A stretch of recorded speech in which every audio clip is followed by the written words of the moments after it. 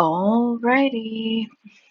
So this is a article from March 11th, 2022 from Variety by Addie Morfoot. The article is Casey Neistat and Christine Vachon on Under the Influence, David Dobrik, and the Perils of Social Media. I haven't read the article, but it looks like it is a interview. A little bit of a summary at the beginning. First question. Why did you want to make the film about David Dobrik, Neistat? In 2019, companies were lining up to work with David. His cultural relevancy was something that I had never seen before. It was absolutely extraordinary. There was no doubt in my mind when I began filming that a lot of his content was questionable, irrelevant, sorry, and crude, but still widely accepted. For better or worse, this young man was going to be the face of this YouTube platform, so it was all very compelling and interesting to me, and was a story that I thought I could tell. So it kind of seems like he kind of was wary of David from the beginning, which is interesting. In addition to, this is another question, in addition to being a story about David Dobrik, this film examines our society and its relationship with social media and the 21st century online fame. Do you consider the doc to be a social issue film? Neistat. Absolutely. For a large part of the public, they're aware of this world of influencers, and if I can generalize, they see it as absurdist.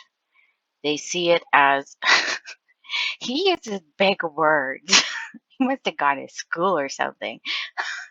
Anyway, they see it as people screaming into cameras and getting paid millions of dollars and living these outlandish lives. Yeah, I mean, that's when I started watching David Dobrik. Just like, actually, I first started watching Japadis, and I was like, this person exists in the world. And then, yeah, down the rabbit hole I went. There's not a lot of understanding there. This film shines light on how exactly David's online world works. We capture and share why he was such a phenomenon and what that looks like up close. Then we show how the very same things that made him so successful ultimately led to his undoing. So the movie takes a sharp point of view, looking from the inside out to show what that online world really looks like. Next question. You had been working on the project for over 2 years when the Business Insider article was released in March 2021. In the wake of the allegations, several brands that had deals with Dobrik, including HBO Max, EA, HelloFresh, ew, Dollar Shave Club, and SeatGeek, cut ties with him. Do you have to convince David Dobrik to continue with the doc after the art? Did you have to convince David to continue with the doc after the article? Neistat. The only time he engaged on camera after that article was released was for one final interview. It's an interview that has a very different tone from the rest of the film. It's an interview that is also peppered throughout the film, and it sandwiches the opening of the movie and the end of the movie. That's beautiful. I just see like a very different contradiction between Neistat and David.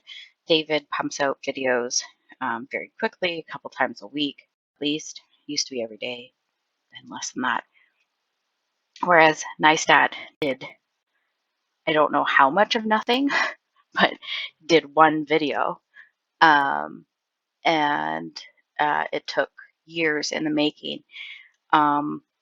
And maybe that's a sign for David. I don't think he watches any of it. Obviously, he's not watching this, but, maybe You should look at something that takes you away from the spotlight for a little while. You do something long term where you're not in the spotlight right away. Look at what Casey did. Didn't work out well for you, but you know what I mean. How did Killer Films get involved with the project? Neistat.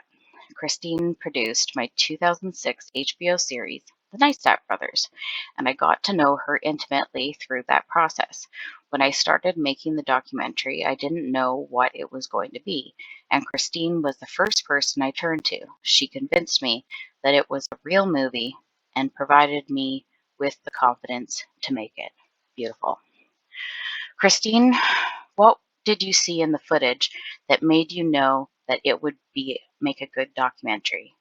Vachon, I loved the whole notion that Casey was going to follow somebody like David and really start to dig into the internet fame and the fascination with that fame. What put somebody into that place? What put someone into that place? But then, as the story unfolded, it became darker and just became very clear to me that not only was it a film, but it was also a film with an extraordinary resonance. Someone else who's gone to school. What are you hoping audiences walk away with after watching the doc? There's so many layers about our online lives, and we get sucked into living lives so publicly. So I think the film will lead to questions and self-reflection or examination around our obsession with social media and the pressure that it puts on people, especially young people, to perform. Maybe people will leave asking, what does it mean to live so much online? So true. Has David seen this documentary? Neistat. He has seen the film. That's it. Oh, man. Couldn't he have, talked a little bit more about that? He saw the film. Like, did he say anything? Ooh, love to be a fly on the cell phone. Or the fly on the wall while he's making it. I don't know, watching it. Will he be attending the film festival? He and I have not spoken since shortly after the final interview, so I don't know his intentions, but I cannot imagine that he'll be there. So I take it that he's not a fan of the film. I certainly can't speak for him. Good for you, Casey. Hey? Despite the Business Insider article, the reason why I'm laughing is just I don't know very much about Casey, but he seems like a very genuine person. So I think this is the best thing he can do for David is just to not say a lot. I mean, he already made the film. So anyway, despite the business article, David still has his YouTube channel and a successful online following, as well as a show on Discovery Plus. Do you think this documentary might have a negative effect on his online career? Neistat. That's a question that I think about a lot, but I have no idea. Vachon. One of the strengths of the film is that it really gives the women a voice they wouldn't have had, so I don't know. You are trying to, yeah, so it's probably not going to be great for him, but also it's such a different audience that he has. Like, he has probably a pretty young audience. I don't know.